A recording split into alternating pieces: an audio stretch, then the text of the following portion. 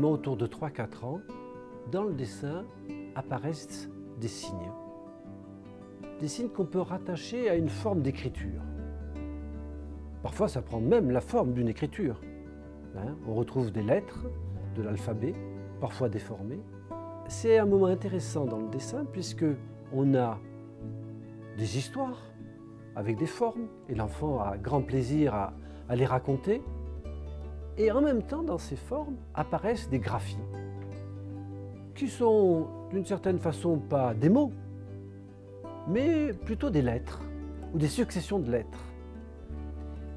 Et ça, c'est un moment tout à fait fécond pour la suite des apprentissages.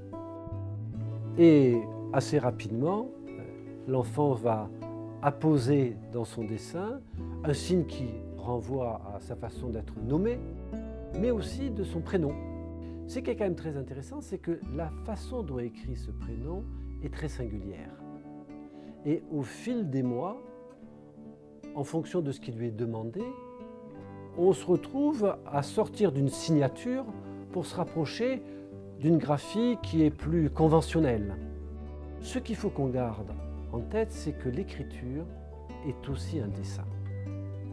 Et il faut garder en mémoire que ce temps de passer à une écriture calibrée est un temps qui risque de réduire aussi une certaine forme de créativité chez l'enfant. Et qu'il faut laisser à ces enfants du temps. D'une part pour écrire sur les lignes, mais d'accepter aussi que pendant un certain temps, ils puissent écrire en dehors des lignes. Et ce passage entre le dessin et l'écriture est un moment tout à fait important et qu'on retrouve actuellement notamment auprès d'un certain nombre d'enfants qui ont des problèmes de dysgraphie importants.